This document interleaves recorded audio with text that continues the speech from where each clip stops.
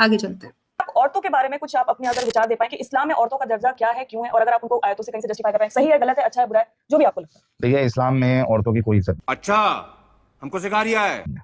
इतना नीचे रखा गया है औरतों को, इतना जलील किया गया है जिसकी इंतहा कोई नहीं। और आपको क्या लगता है इस्लाम में क्या चीजें और गलत है? महिलाओं देखिए, इस्लाम में एक इंसान जो है, शौहर जो है, वो बीवी को मार सकता है। तेरा तो गेम बजाना पड़ेगा। लेकिन जी, इसका पहला एतराज आया है कि इस्लाम में जो है वो औरतों को कोई इज्जत नहीं है और औरतों को जो है वो मारा जा सकता है। चलिए, इस पे तो बहुत सारे रेफरेंसेस हैं, लेकिन हमने सिर्फ इनको हल्का सा सिर्फ टेस्ट करवाना है कि जिस महिला के सामने बैठ के बात कर रहे हो उसके यहाँ औरत की क्या औकात है। ये तो हम सब जानते हैं कि जब इनके यहाँ महिला जो है वो अपने डेज में होती है, अपने साइकिल में होती है, उसको पीरियड्स वगैरह आ रहे होते हैं तो तब, लेकिन इनके यहाँ, इनके सनातन में यहाँ तक है कि एक महिला जो है वो अपनी पति की दासी होती है और जब यौन संबंध करना होता है और उसके साथ यौन सुख देना होता है अपने पति को, तो तब वो उसको वैश्या बन जाना चाहिए। जब वो भोजन खिला रही है, वैश्या मतलब प्रोस्टिट्यूट बन जाना चाहिए। ये बड़ी अच्छी बात कही आप।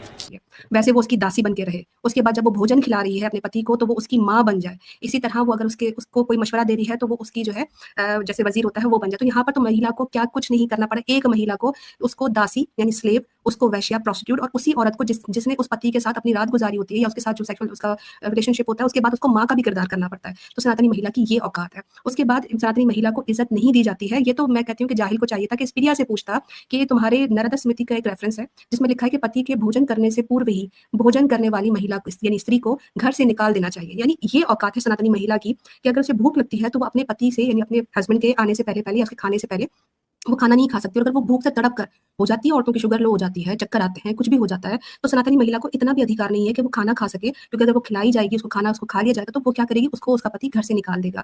तो सनातनी महिला को बिल्कुल भी इज्जत नहीं दी जाती। इसके अलावा सनातनी महिला को इतना जलील किया जाता है कि उसे कहा जाता है कि तुम अपने पति के, ये देखिए, if a woman wants holy water, अगर एक महिला को यानी कि होली वाटर यानी कि पवित्र पानी चाहिए, she shall drink with the same of her husband's feet have been washed. जिस पानी से उसके पति के पैर धोए गए हैं ना, उसको चाहिए कि वो वाला पानी पिए। उसके बाद ये लिखा है कि वो अपने हस्बैंड के छोड़े हुए ही खाने में से खाना खाए।